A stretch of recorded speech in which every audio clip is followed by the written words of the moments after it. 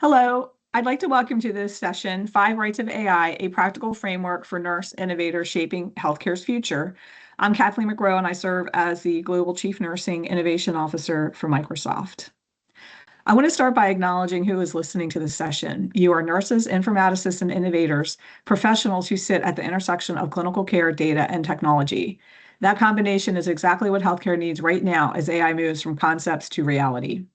Today's session is designed for you, not for data scientists, not for IT architects, but for the nursing professionals who will ultimately determine whether AI succeeds or fails at the point of care. We're going to walk through a practical framework I call the Five Rights of AI in Healthcare. If that language sounds familiar, it should. It's intentionally built on a concept every nurse knows well. The goal is to give you a structured, repeatable way to evaluate any AI solution, whether your organization is just starting or already scaling. Beyond the framework, we'll explore AI strategy, maturity models, and real use cases across clinical, operational, compliance, and cost-based analytics. My ask of you is simple. Listen through the lens of your own practice and your own organization. Where do you see opportunity? Where do you see risk? And where does nursing leadership need to show up? So let's get started. This slide provides the abstract for today's session, a high-level overview of what we'll cover and why it matters. I want to draw your attention to a few key themes before we move forward. First, the session is built on a core belief. Nurses, informaticists, and innovators are uniquely positioned to guide AI adoption in healthcare, not just participate in it, but actively shape how it's designed, evaluated, and governed. Second, the Five Rights of AI framework we'll walk through isn't theoretical. It's a practical evaluation tool you can apply to any AI use case, whether it's ambient documentation, predictive analytics, or an AI agent supporting care coordination. Third, we're going to go beyond evaluation and look at strategy and maturity, how organizations move from awareness to enterprise-wide adoption, and where nursing leadership is most critical along that journey. And finally, we'll ground all of this in real use cases across four analytical domains: clinical, compliance, cost, and operations.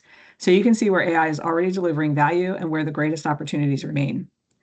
And through it, for everything today is this: AI should augment clinical decision-making, improve outcomes, and keep the human in the center of care. That's the standard we'll hold throughout the session. And with that context in mind, let's look at the specific learning objectives for today. These 5 objectives are designed to meet you where you are, whether you're a bedside nurse encountering AI for the first time, an informaticist evaluating tools for your organization, or an innovator leading strategy. The first objective is foundational. We want you to be able to describe the 5 rights of AI and apply it to real AI evaluation scenarios. This gives you a shared language and a repeatable approach. Secondly, we'll focus on governance, ethics, and accountability, because AI without clear ownership and oversight is AI that creates risk. Third, you'll learn to differentiate between stages of AI maturity so you can honestly assess whether where your organization stands today and what the next safe, meaningful step looks like. Fourth, we'll help you recognize how high-value AI use cases across clinical, operational, compliance, and cost-based analytics. This is where strategy meets the realities of daily practice. And fifth, you'll walk away with a structured approach to measuring AI outcomes, not just whether the technology works, but whether it's actually improving care, supporting clinicians, and earning trust. These objectives aren't just boxes to check. They're designed so that you can leave today with something actionable, a framework you can take back to your teams, your governance committees, and your strategic conversations. So let's begin with the heart of today's session, the 5 rights of AI in healthcare. So this is where we're going to dig in. You'll see the abstract, you've seen the objectives. Now let's talk about the framework that ties it all together. There's one thing I want you to take away from today. The 5 rights of AI in healthcare is a practical leadership framework designed by and for the nursing profession who will ultimately decide whether AI earns a place in clinical care. Now, the language is intentional. Every nurse who is listening today knows the 5 rights. It's embedded in how we think about safety, accountability, and patient-centered practice, and that's exactly the mindset AI demands. Here's why this framework exists. Most organizations don't struggle with AI because they lack technology. They struggle because they lack a shared, structured way to evaluate it, beyond vendor promises, beyond pilot enthusiasm, beyond the pressure to just do something with AI. The 5 rights give you that structure, 5 dimensions. Each one is a leadership question you can apply to any AI use case, whether it's ambient documentation, predictive risk scoring, or an AI agent coordinating care. The right objective, are we solving the right problem? The right approach, are we using the right model for the context? The right competency. Do we have the governance and oversight to do this responsibly? The right data. Is the data trustworthy, complete, and equitable? The right outcomes. Are we measuring what really actually matters? This is not a technical checklist. It's a clinical leadership tool. It's designed to keep nursing judgment at the center and to give nurses, informaticists, and innovators a credible, repeatable way to influence AI decisions at the strategy table. We're going to walk through each right one at a time, and we'll start with the most important one, the right objective. Because if we get the objective wrong, no amount of technology will fix it. This is the first and most important of the 5 rights, the right objective. If we get the objective wrong, remember, no amount of AI will fix it. Before we talk about tools or vendors, we have to be clear about the problem we're trying to solve. For nurses across practice, informatics, and innovation, that usually looks like documentation burden, missed follow-up, delayed decisions, workflow friction that increases risk. AI should never be introduced because it's impressive or trendy. It should exist to solve a real clinical operational problem that matters in practice. Once the problem is clear, alignment matters. Does this use case support what we care about most? Quality, safety, access, equity, and workforce well-being. This is where nurse leaders and innovators connect AI decisions to frontline reality, not just innovation strategy. There's also a non-negotiable principle here. AI must augment, not replace, human decision-making. AI can surface information and patterns, but judgment and accountability always remain with the clinician. And finally, relevance. We have to ask, does this actually help clinicians deliver safer care? Does it improve the patient experience or access? Or does it quietly introduce new burden?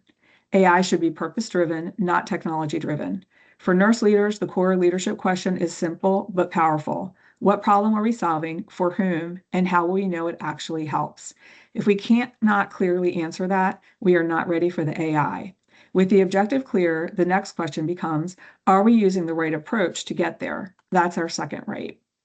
Once we're clear on why we're using AI, the next leadership responsibility is making sure we're using the right approach. This slide isn't about technical architecture, it's about clinical fit. Not every AI model belongs in every setting, and the most advanced model is not always the safest or the most useful one. The core nursing leadership question is simple. Is this approach appropriate for the clinical or workflow context it's supporting? A tool that works well for summarizing notes may be completely inappropriate for decision support. Knowing where AI fits and where it does not is a leadership skill. Transparency matters here. You don't need to understand the math, but you do need to understand the model's behavior, limits, and failure modes. If clinicians can't reasonably explain or trust what they're seeing, adoption will fail or risk will increase. Accuracy alone is not enough. We also must ask, is it reliable over time? Does it make sense in real clinical workflows? And what happens when conditions change? Every model can fail, many models drift. Responsible leadership means knowing when performance degrades, who is affected, and how concerns are escalated. Those are not technical questions, they're patient safety questions. The best AI model isn't the newest or most complex. It's the one that fits the real-world use cases. For nurses and nurse innovators, the right approach is stewardship, making sure AI supports clinical judgment rather than competing with it. Once we've confirmed the approach fits, the next leadership question is, do we have the right competency and governance to oversee it? And that's the third right. So the third right is right competency. And this is where AI clearly moves out of the technology space and into leadership responsibility. For nurses and informaticists, competency here does not mean becoming AI experts. It means ensuring there is clear ownership, clinical oversight, and accountability for any AI that influences care or workflow. One of the biggest risks that it makes a mistake. It's that no one is clearly responsible when something goes wrong. So the leadership question we must be able to answer are, who owns this AI? Who is accountable if it fails or causes harm? And where do clinicians escalate concerns when something doesn't feel right? If those answers aren't clear, the organization isn't ready, no matter how promising the tool looks. This is where governance matters. And I want to be very clear, governance is not bureaucracy. Governance is protection. Good governance allows AI to scale safely. It defines how tools are approved, monitored, paused, or retired, and how risk is managed over time. Ethics and responsible AI also live here. This is not abstract. It shows up in bias, equity, privacy, and patient trust. Nurse leaders and innovators play a critical role in making sure ethical principles are built in from the start, not after harm occurs. And finally, competency means ongoing oversight. AI isn't validated once and forgotten. We have to ask, is it still performing as intended? Are outcomes consistent across populations? Can we explain and audit its behavior if needed? Those are not IT questions. They're patient safety and leadership questions. Governance builds trust and sustainability at scale. For nurses, informaticists, and innovators, right competency means insisting on clear ownership, participating in governance, and making sure escalation paths are real, not theoretical. This is how we approach patients, teams, and the integrity of clinical practice as AI becomes more embedded in care. With governance and accountability in place, we need to examine the foundation AI is built on, the data, and that is the fourth right. So this brings us to the fourth right data, and this is a critical reality check. Even the best AI cannot overcome poor, biased, or incomplete data. For nurses and informaticists, data is not abstract. It's our documentation, assessments, histories, vitals, and messages. So when AI is trained on data that's incomplete or not representative, the outputs can mislead instead of help. The first leadership question here is simple but essential. Is the data accurate, complete, and representative of the patients we serve? If certain populations are missing or inconsistently documented, AI can quietly reinforce inequities. That's not a technology issue. It's a leadership responsibility. Bias in AI almost always starts with bias in data. For nurse leaders and innovators, that means paying attention to where information may be missing or distorted before AI is ever embedded into care workflows. We also need clarity around data provenance and stewardship. Where does the data come from? Who owns it? And how often is it updated? If no one clearly owns the data, no one can fully trust the AI built on top of it. And we cannot separate data from privacy, security, and regulatory responsibility. AI doesn't lower our obligations, it raises them. If consent, protection, and governance is not clear, the risk is unacceptable, no matter how promising the use case sounds. AI is only as trustworthy as the data it learns from. For nurses, informaticists, and innovators, right data means asking hard questions, advocating for equity, for integrity, and knowing when AI outputs deserve extra scrutiny. This is how we protect data safety, how we protect patient safety, equity, and trust as AI becomes more embedded in care. With trustworthy data as our foundation, the final question is whether AI is actually delivering the outcomes that matter. That brings us to the fifth and final right, the right of right outcomes. And this is where AI either proves its value or quietly becomes noise. For nurse leaders and innovators, outcomes are what separate meaningful AI from well-intentioned experiments. The first leadership responsibility here is defining success before AI is deployed. We cannot wait until after go live to decide whether something worked. Outcomes need to be tied to what matters in practice: clinical quality and safety, workforce well-being, patient access and experience, and operational effectiveness. If we cannot clearly say how AI will improve care or work, we should not move forward. This is always where we move beyond vanity metrics. Time saved and usage rates can be helpful, but they're not enough. The real questions are, did patient care improve? Did cognitive or documentation burden actually decrease? Do clinicians feel more supported or more pressured? AI rarely behaves exactly as expected once it enters real workflows. That's why ongoing monitoring matters. As nurse leaders and innovators, we should be asking, is this tool creating workarounds we did not anticipate? Is it changing clinical behavior in ways that concern us? Are certain patient populations benefiting less or being unintentionally harmed? Another critical outcome is clinician experience. Frontline feedback from organizations, nurses, and care teams has to be part of how AI is evaluated, not an afterthought. If clinicians don't trust the tool or find it helpful, it will never scale. And finally, right outcomes means being willing to iterate or stop. AI is not a set it and forget it solution. Responsible leadership means adjusting, refining, and sometimes saying, this isn't delivering value and we're not going to continue. AI value is proven through measurable, meaningful outcomes. If outcomes aren't improving, the AI is not working, no matter how advanced it looks. So far, we spent a lot of time talking about how to evaluate AI responsibly using the five rights. That framework helps us to slow things down, cut through hype, and protect patients, clinicians, and trust. But frameworks alone do not move organizations forward. The next question leaders always ask is, okay, how do we actually put this into practice? And this is where I want to normalize something important. Most organizations are not behind on AI. They're simply at different stages of readiness and maturity. The real risk isn't moving too slowly. The real risk is moving out of sequence. So when we talk about AI strategy, this is not about rushing or to advanced AI or agents. It's about making intentional choices, matching AI use cases to organizational readiness, and scaling only when trust, governance, and outcomes are in place.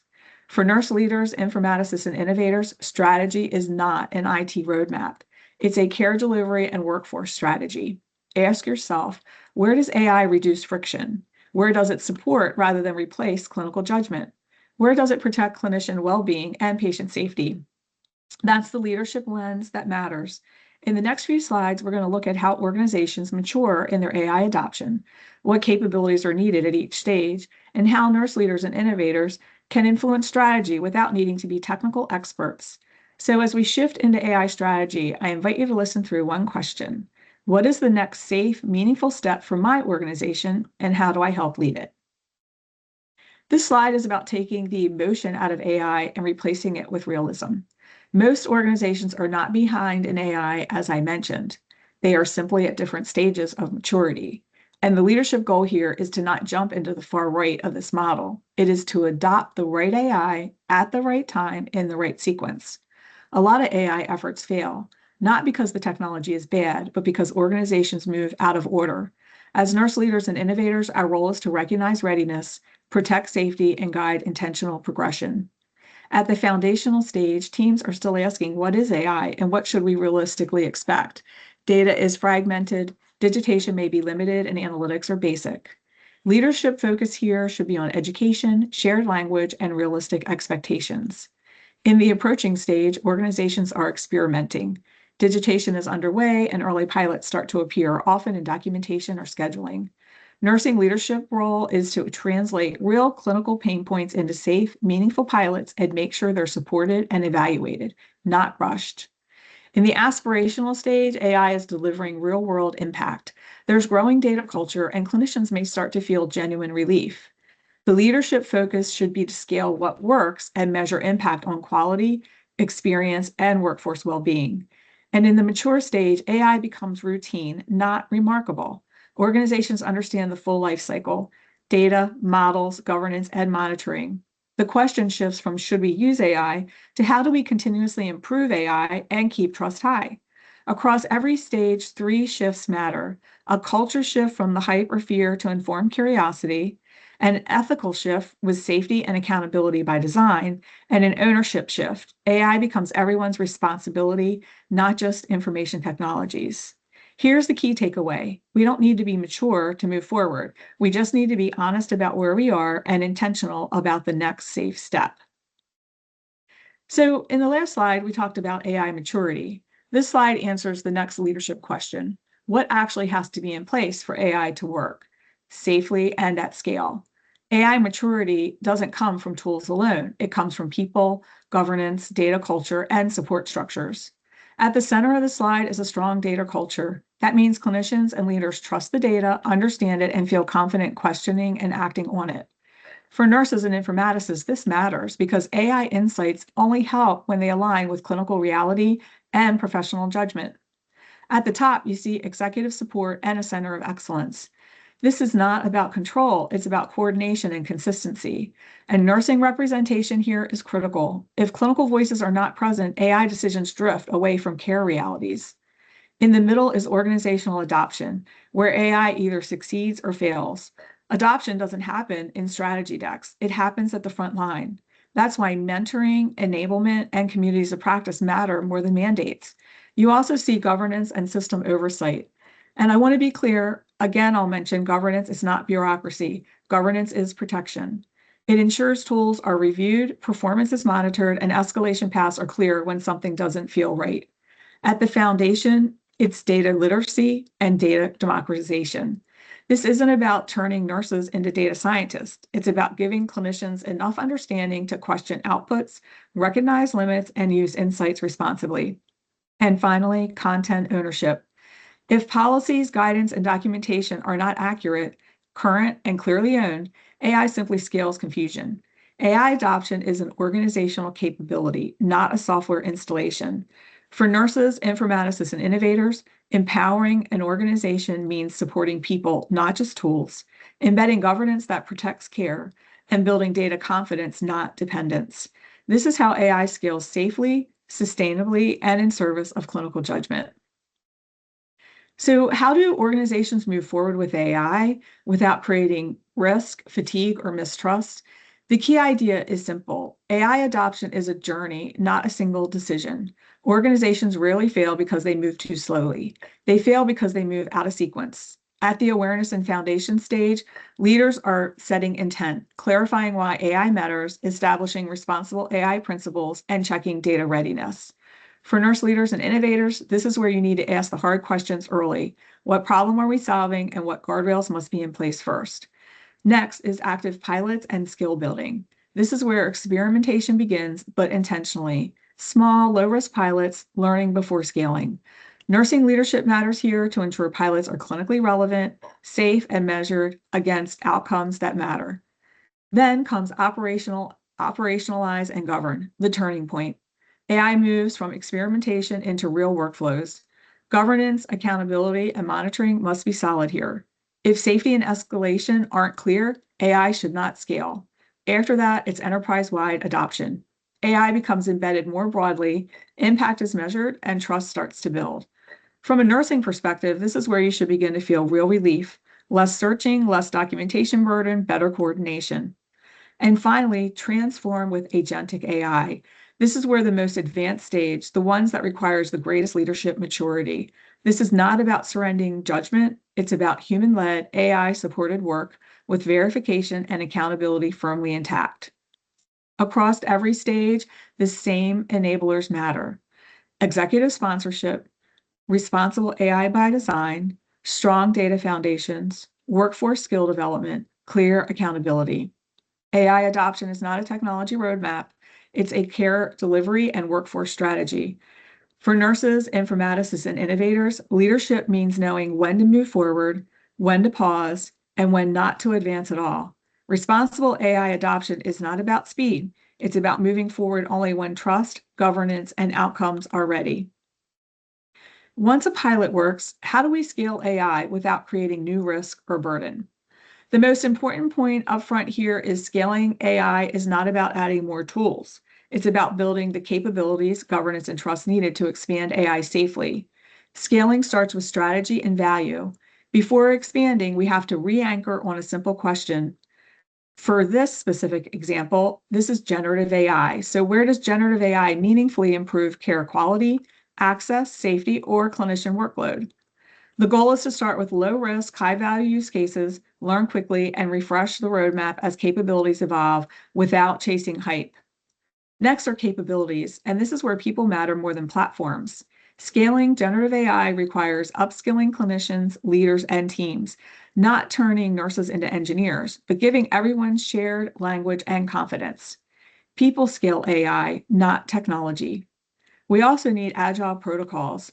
Generative AI introduces new risks that traditional governance wasn't designed for, things like prompt quality, human review, and escalation. Agile guardrails allow organizations to move forward without bypassing safety, ethics, or accountability. On the technology side, scale comes from reuse and consistency.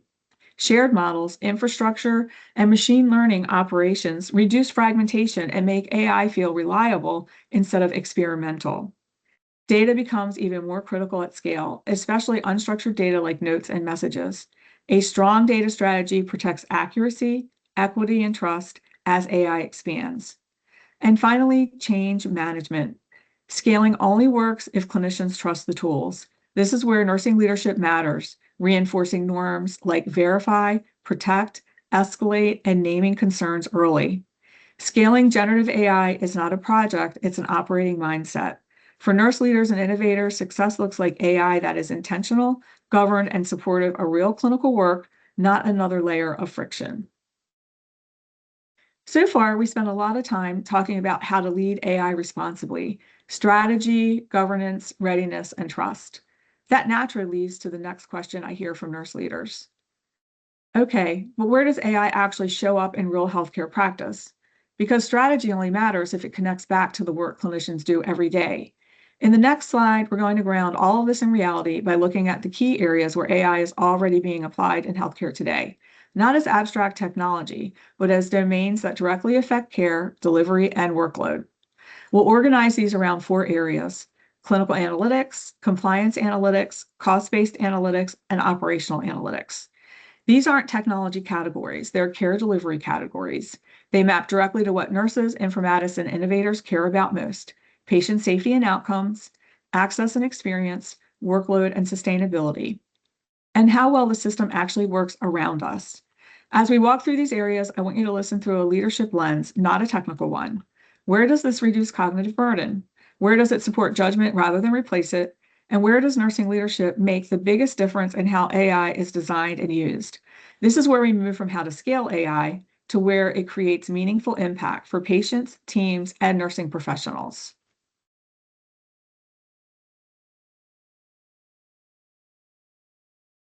Clinical analytics is often where nurses and nurse innovators feel the most immediate value from AI because this is where it touches patient care directly. The key mindset to hold here is simple: AI supports clinical judgment, it does not replace it. One of the biggest opportunities is identifying risk earlier. AI can surface patterns across large volumes of data that are hard to see consistently. Things like early signs of deterioration, gaps in care, or rising risk scores. For nurses, that earlier signal means earlier intervention, moving care from reactive to more preventative. Clinical analytics are also strong at detecting trends over time. Instead of just looking at a single visit, AI helps highlight what's changing across vitals, labs, symptoms, or utilization. It helps answer the questions: what's shifting and why? Nurses still decide what action is appropriate. You'll also hear a lot about precision or personalized care. By combining clinical, behavioral, and sometimes population level data, AI can help narrow focus and support more individualized care plans. But again, AI creates context. Clinicians make decisions. On the right side of the slide are examples of of what we're already seeing: predictive care guidance that surface risk but doesn't issue orders, behavioral analytics that support engagement and chronic care, population health tools that help prioritize outreach, medical image intelligence that improves consistency with clinician review, and telehealth analytics that expand access while supporting continuity.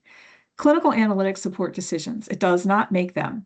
Clinical analytics helps nurses and innovators move upstream from reacting to illness to anticipating risk while preserving what matters most: clinical reasoning, judgment, and patient-centered care. Clinical analytics does not replace judgment, it gives judgment better timing. Clinical impact is essential, but it also makes sure care stays consistent, safe, and compliant. That's where compliance analytics comes in. Compliance analytics is about protecting patients and clinicians, not policing care. Done well, it shifts compliance from a reactive burden to a proactive safety net. Traditionally, compliance shows up after the fact: audits, reviews, and late discoveries that create stress and disruption. AI changes that by helping surface potential gaps earlier, when issues can still be corrected safely. From a nursing leadership perspective, that early visibility matters because it means fewer surprises, less disruptive remediation, and more opportunity for learning instead of blame. There's also a direct connection to patient experience. When documentation, handoffs, and processes are consistent, patients experience fewer delays and clearer communication. As regulatory compliance increases, manual monitoring alone isn't sustainable. Compliance analytics helps organizations monitor adherence at scale, detect emerging risk patterns, and move from reactive fixes to proactive oversight. That supports a just culture, focused on safety and improvement, not punishment. On the slide, you'll see examples like rules-based monitoring, anomaly detection, and text or visual analytics. The key point is this: these tools support oversight. They do not replace professional judgment, context, or due process. For nurses, informaticists, and innovators, compliance analytics turns compliance into support function, not a fear function, strengthening safety, consistency, and trust without adding unnecessary burden. With safety and compliance supported, the next question is sustainability. How do we deliver high quality care within the realities of finite resources? That leads us to cost-based analytics. I want to reframe the slide right away because cost-based analytics is not about cutting care. It's about protecting access, sustainability, and clinical capacity. Healthcare costs are not driven by lack of caring. They're driven by system friction, delays, rework, bottlenecks, and manual processes that pull clinicians into work that does not improve outcomes. Cost-based analytics help us see where that friction lives so we can fix the system instead of asking clinicians to work harder inside of it. For nurses and nurse innovators, this is about stewardship, not restriction. It supports better decisions that balance quality and safety, access to care, and workforce well-being. One major opportunity here is optimizing expensive and constrained resources, staffing, beds, supplies, and specialty services. AI helps surface patterns that resource alignment with real demand, not just historical averages. What that looks like in practice is better staffing alignment, fewer bottlenecks, and more predictable patient flow without increasing workload. Cost-based analytics also support supply chain resilience. When supplies are missing or delayed, that risk shows up at the bedside. Earlier insight means fewer workarounds and safer care. On the slide, you'll see examples like readmissions management, staffing and throughput management, and claims management. The key boundary is this. Cost analytics supports planning and prioritization. It does not dictate clinical decisions. Clinical judgment, ethics, and patient-specific context always remain central. Good cost-based analytics do not reduce care. It helps protect it. It enables smarter stewardship while safeguarding access, safety, and compassion. Closely connected to cost is how the system operates day to day, the flow, throughput, and capacity that directly shape the clinician and patient experience. That is operational analytics. Operational analytics is where AI helps healthcare systems run better day to day. For nurses and informaticists, this isn't abstract. It shows up in flow, staffing, capacity, and throughput, and all of those directly affect patient safety and clinician well-being. The leadership lens here is simple. Operational problems eventually show up at the bedside. When flow breaks down, patients wait longer, clinicians get stretched thinner, and risk quietly increases. Operational analytics help surface those pressure points earlier, before they turn into delays, burnout, or safety issues.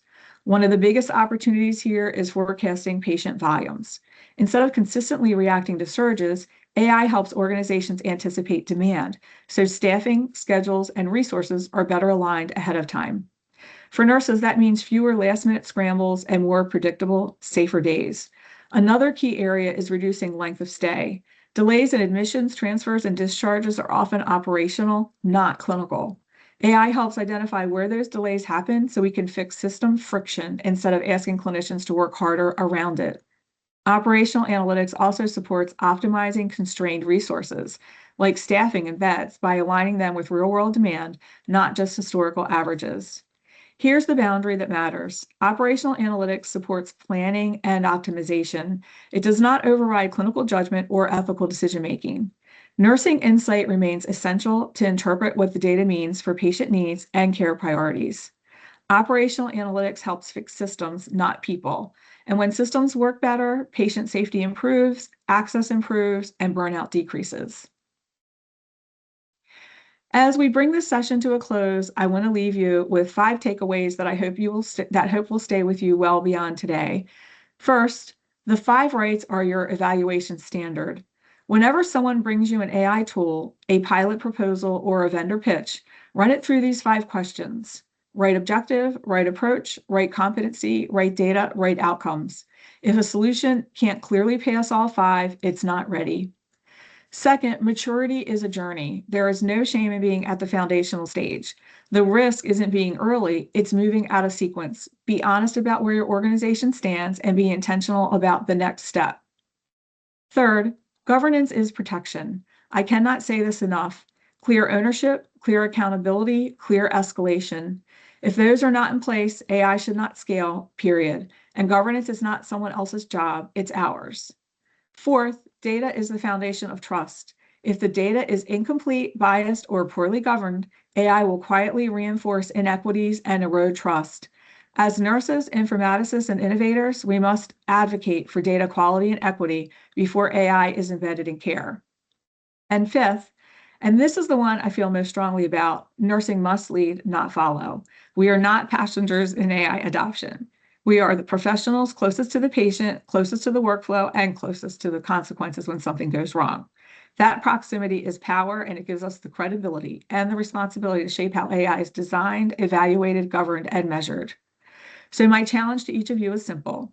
Take one thing from today and act on it, whether it's bringing the 5 rights to your next governance meeting, asking harder questions about a pilot, or raising your hand for a seat at the AI strategy table. Lead from where you are. Thank you for your time, your expertise, and your commitment to responsible innovations in healthcare. These references support the content presented today. They span foundational AI text, nursing informatics research, and current healthcare analytics literature. I encourage you to explore these sources as you deepen your own research and practice in AI-enabled nursing. For any particular study or framework, if any particular study or framework resonated with you during the presentation, this is a great place to start for further reading. Thank you.